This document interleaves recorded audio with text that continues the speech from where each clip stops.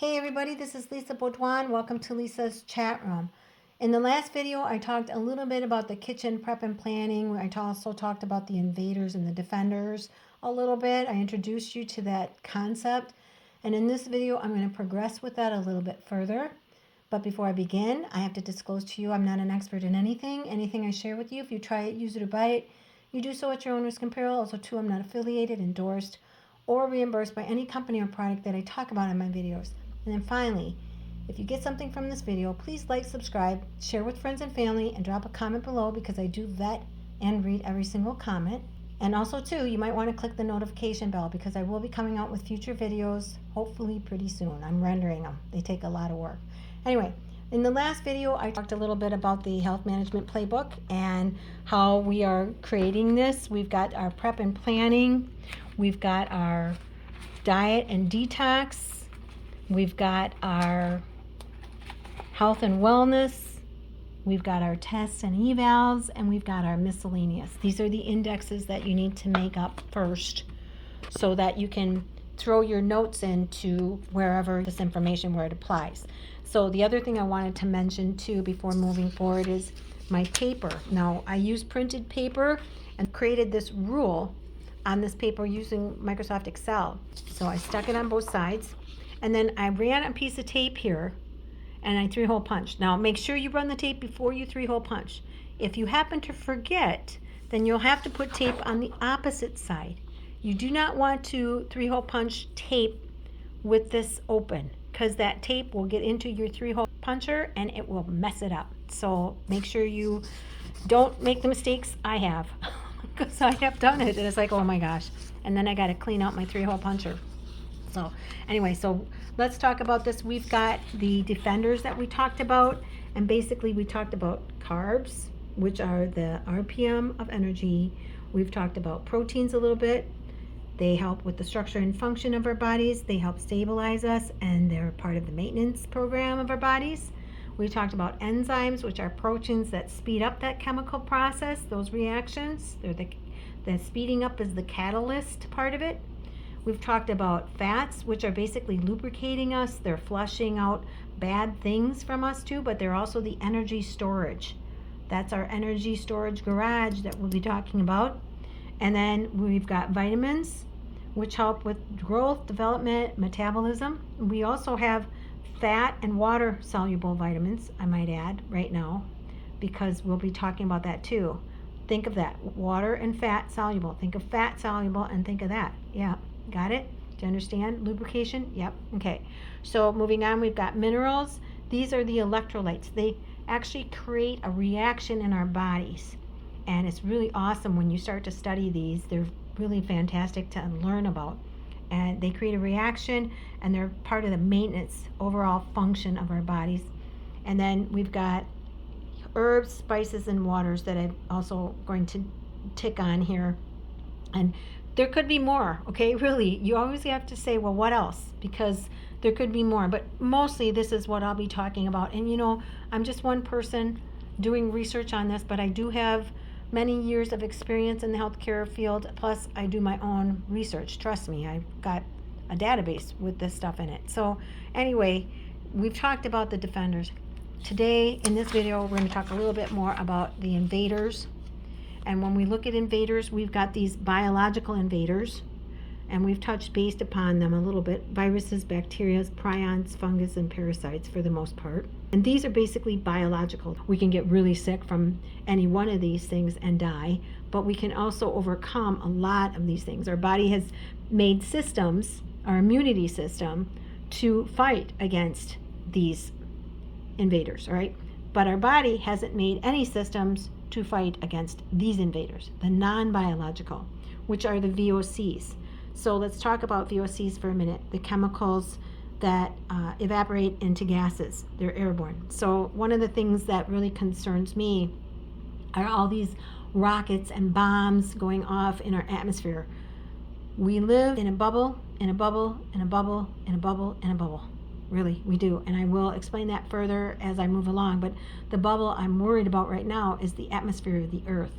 Now, the atmosphere of the Earth is not like some kind of a beach ball that you can deflate and inflate. There's no hole in it to let us remove these gases. And eventually, maybe some scientists will finally realize that, and actually they have. Carl Sagan talks about this, and I'm going to put a link below this one 15-minute interview that he has in a meeting with the government talking about greenhouse gases. And Carl Sagan is one of my mentors. So is Nikola Tesla.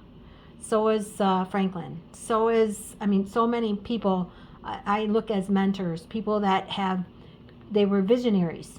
Einstein, okay, those are my mentors, and I really look to them. But I don't just look to them as far as what they've accomplished. I look at their lives, because their lives really can tell you why they were the way they were, and how they overcame, and how they formed these thoughts and trying to help move and advance humanity. So, but anyway, getting back to these VOCs, my concern is rockets and bombs going off in this atmosphere. We have to breathe that in, and that moves around the earth. There's no way that I can protect myself really against having this stop, except to make videos like this. Now, the only thing I can do, remember, I wiggle the thumb. And what is wiggling the thumb? I talk about that in the process I use to process everything in the Therapies for a Better Me playlist, the 101. I talk about it in this video playlist too. I talk about it all the time. I get to a point where I look at my thumb and I ask myself, what can I do about it? Well, there's nothing. There's nothing I can do about someone blowing rockets into our atmosphere. And, there is a very delicate balance in our solar system. And it's like people are not thinking about this. We have a very delicate system when it comes to the moon and the earth and the sun and the planets. This is a delicate system, and as overreactive as you think I am, I'm not, because I know what I'm talking about here. I have studied space. I've studied the solar system. I've studied the rotation of the planets. You got it. I have done it. And the question is, what are they doing? They are mucking up our environment, first of all. And they're mucking up our solar system, because our sun is finely tuned to give us, with that electromagnetic force that is around our earth and the way that it's pulling and pushing, so our earth doesn't absorb those sun rays. Satellites and spaceships, they're going around the orbit of the earth. And what this does is it creates an imbalance. And it's like they're not seeing it. And the worst part about it is there's so much space junk up there. So eventually I think what they're going to do is they're probably going to have to take the bad gases, I should say all of them, and somehow contain them and throw them out into space. Which, hey, listen, if there are aliens out there, they're going to get pissed off. Because I would get pissed off if you threw shit in my universe. I'd be saying, so take care of it. Be mindful of what we're doing. So that's the problem. And I'm venting a little bit. Yes, that is basically my opinion, but it's based upon my research. But my question, after I vent, I ask myself, what can I do about it? So the only thing I can do about it for myself is create plans in my home where I am protecting myself. So the first thing when it comes to VOCs is to get air purifiers. Now I have 3 of them.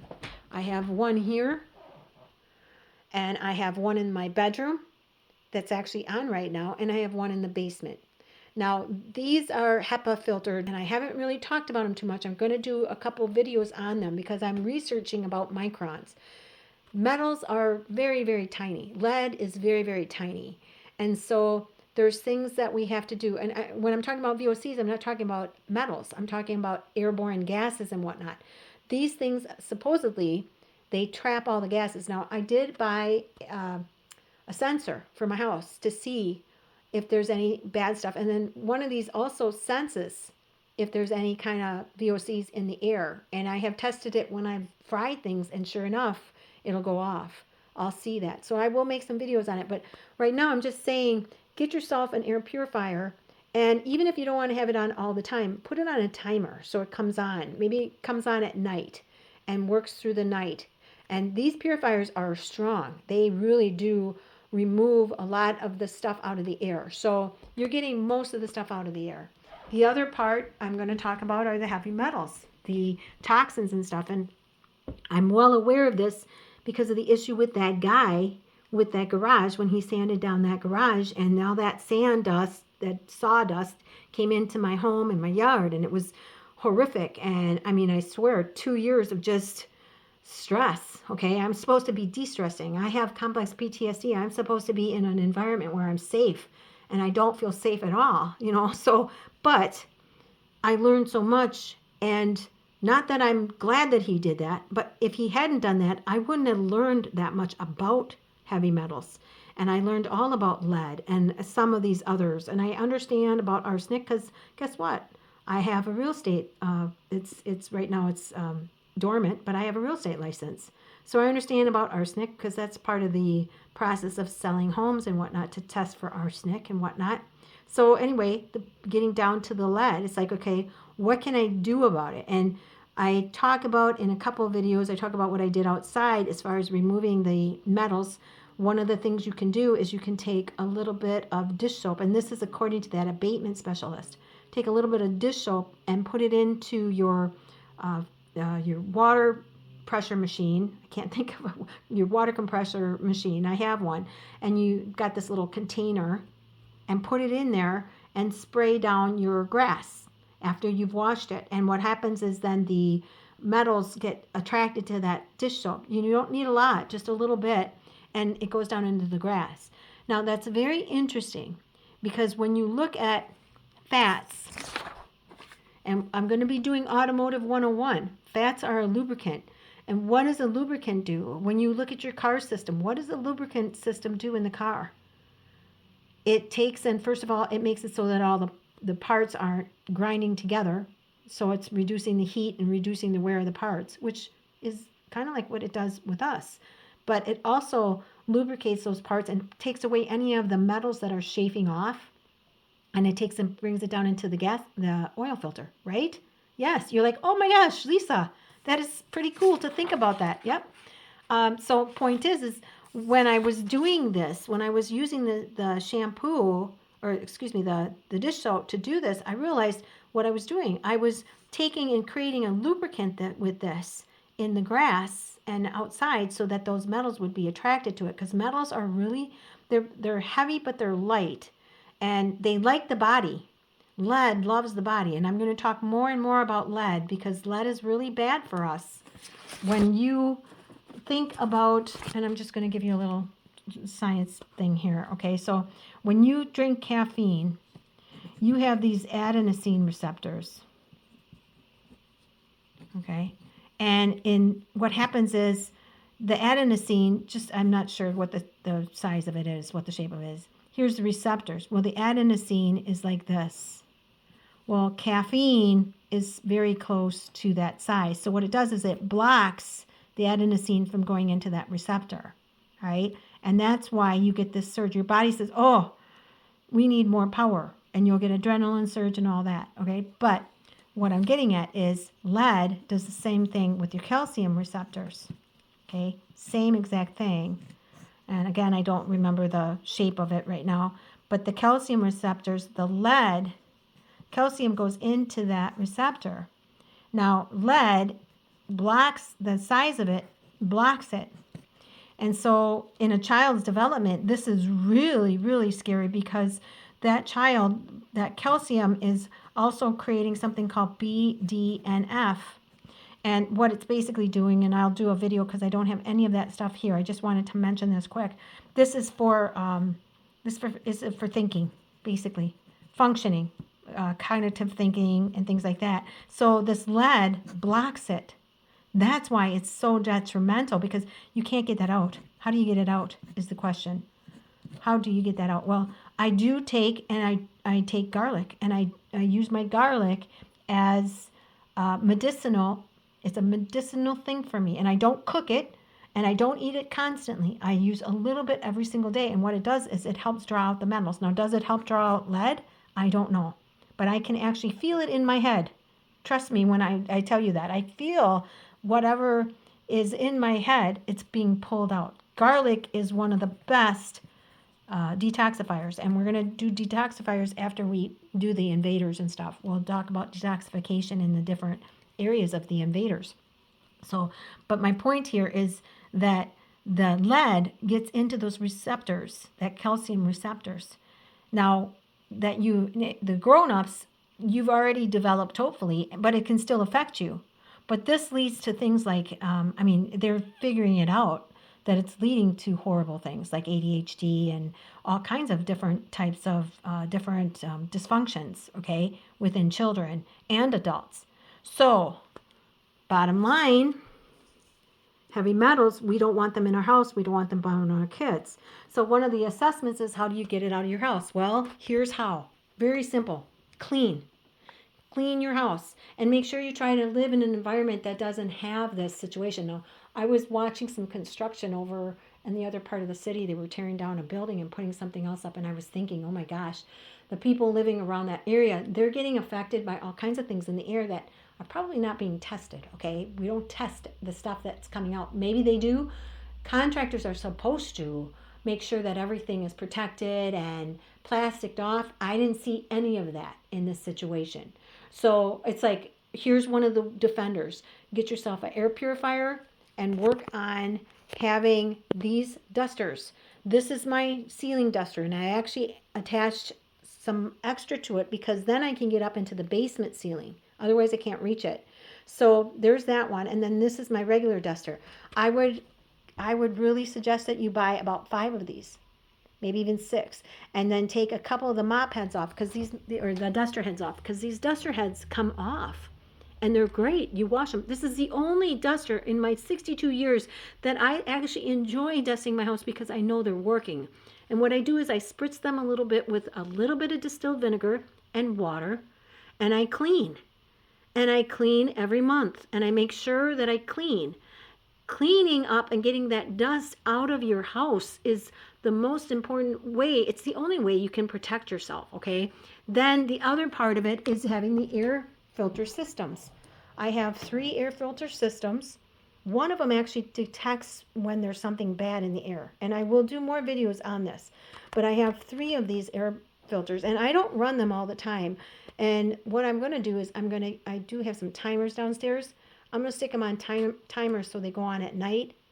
Because first of all, I don't need them now. I've cleaned my backyard really good. I use the shampoo. I also thought, you know what? I could probably use a little bit of olive oil instead of the dish soap in the backyard when I do this. Now, I do that maintenance all the time now. Once I mow the lawn, I actually take and power wash, that's what it's called. Power wash my whole backyard, my whole front yard. I could use a little bit of olive oil, just a little bit, not a lot. Now, it's going to make things oily, but it's going to be more economically and organic to the environment, okay? So, but here I'm telling you these are the best dust mops and duster heads that you are ever going to find. They're so great. And so I spritz them with a little bit of the distilled vinegar and the water. And then once I'm done, I vacuum them. I vacuum them out. And then I also sometimes will run the HEPA-vac, and I will HEPA-vac a little bit. There's attachments where you can do that. So just go up to the ceiling. And actually, this is so easy to use this dust head right here. My gosh, it takes me about 5 minutes to do the whole entire ceiling. You know, I spritz it a little bit and then go up, clean it, spritz it a little bit, go up, clean it, vacuum, and then I go around the walls, and I go from the ceiling, I clean all my fixtures here, and then I come down, and then I mop my floor, and I use just a little bit of distilled vinegar with water. You know, we've got to start thinking about what are we leaving for our kids, but not just that. What are we breathing in? You know, our health is deteriorating, literally, in front of our eyes. And it's because of, I think, because of this stuff. And it's because of rocket ships going out and that imbalance of rockets and bombs and stuff. We live in this environment where it's not like a ball that you can blow up and deflate. This is it. You know, and an idea came to me where they could take some type of containers and do that. But then they're expelling this stuff out into the universe. And really, I don't know. You know, if I was an alien, I'd be mad. So point is we need to make these changes now. And they've been talking about it forever. I will put a link below of Carl Sagan talking about greenhouse gases. He actually explains it so much better than I can. But here, what I'm trying to get to is looking at these heavy metals and compounds and stuff and trying to do something about it. Make sure you're cleaning. And do a rough clean once a month. Just go in and just clean very, very good and clean all the way down. And it's so easy with these things, all right? Now, the other thing I wanted to talk about really quickly, too, is looking at the hygiene. Here's my prep and planning for my kitchen. I've talked about this information here. Evaluating cleaners is something I wanted to do, and I'm looking at hygiene. For me, the chemical sensitivities have caused it where I don't use a lot of laundry stuff. As a matter of fact, all I use to wash my clothes is washing soda. That's right, that's all I need. You know, back in the day, they actually would make basically washing soda. They made it out of ash, and I can put a link below. There's this lady, her name is Ruth Goodman. She's just amazing. I love this woman. They're from the UK, these people, England, whatever you call it, I'm not sure. But there's these historians that go and they live in a whole era of something on a farm for a year. For example, they live in the Victorian era for a year. They live in King Henry's time for a year. And, you know, I'm from United States, so it's hard for me to follow monarchy. But it's really interesting what they do. So Ruth is really great. She shows you what they did to wash clothes. And their clothes were white. So point is we got to look at our laundry soaps. And I use washing soda to wash now. Once in a while, I'll use the distilled vinegar in there. If there's some kind of odor, I'll just boost it a little bit with that. Baking soda is another good thing, but the washing soda is the best. And actually, I've done an experiment so far. I will do another one, and I will videotape it, where it's not feasible for me to make washing soda out of baking soda. It's nonsensical. And I personally think it's dangerous because you're burning off carbon dioxide. So, you know, 4 pounds of carbon dioxide, you know, you're looking at the 4 pounds of the baking soda. How much carbon dioxide are you burning off? It's almost like, I think it's about 1/3. So, yeah, no, I don't want to do that. I would rather just go buy it. And actually, once you do all that, you have reduced it down. And yeah, you're going to pay a little bit more, $1 more. It's just not worth making the washing soda. I think it's just, that's, you know, people don't think. And the dangers of it, people don't think. And I do. So anyway, point is getting down to the hygienes here. I just want to talk a little bit, and I will further this video. I will make another one. One of the things that we look at is, I wanted to talk about this first, the dish soap. And I have talked about this before, but I'm going to talk about it again really quickly. The other day I saw this video of these cute little ducks advertising. I think it is this dish soap, okay? And I just sit there and I think to myself, yeah, there was this oil spill, and that's how this came about, where these ducks had to be washed. They had to be cleaned because of our mistake, and we dumped a bunch of oil into the waterways. But the point I was thinking about as I'm watching this commercial is, you know, they've got this thing, and I think they're washing something with soap. If those ducks went in there, they would die. They can't drink or live in dish soap. Have you ever accidentally drank out of a glass that had a little bit of dish soap in it that wasn't rinsed out all the way? Holy cats, I did, and I got sicker than a dog. So this is bad. And the thing is I did not buy the organic one. It cost a fortune. So I bought this one this time, and I'm just using it off, and I'm going to try to buy the organic one next time. Using a pump helps to, you know, concentrate and use just a little bit. So please try to do that. Use a pump, and I do show you in another video how you can use a straw to do that. But keep in mind and be mindful, because we're dumping all this stuff into the waterways, and eventually we're going to have to drink it too. So, you know, we're cleaning our water. Well, what about the poor ducks and the other animals out there, the geese? Who's cleaning their water? Who's making sure their water is safe? What the hell are we doing? Okay, and that's what I thought to myself. What am I doing? So being very scant about it, you know, and being mindful and thinking about it. Now, one thing I want to mention really quickly about this is my pots and pans. My pots and pans were black on the bottom, and I cleaned them and cleaned them and cleaned them. But the point is I thought, why? Because my stovetop is very clean. So how did that happen? Well, what I think, my theory, and this is an opinion, is that I think that there was residue of the dish soap on there. Yeah, yuck, right? So what I do now is when I wash my dishes, I make sure that I actually take my hand, and I use a rubber glove, which, yeah, that's nonsensical, right? But I have to, because first of all, I don't want this crap going into my skin.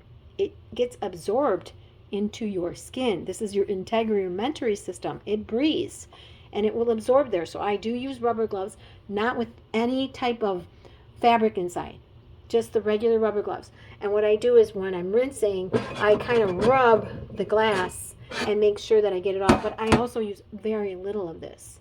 So that's the next thing I wanted to talk about. And then finally, if I got some time here, I don't have enough time. The next video, what I'm going to do is I'm going to talk about hygiene. All right. So stay tuned. All right. So that's it for this video. I hope you've gotten something out of it. Please like, subscribe, share with friends and family, drop that comment below. And as always, please stay safe and stay healthy. And I hope to see you again next time back here in Lisa's chat room.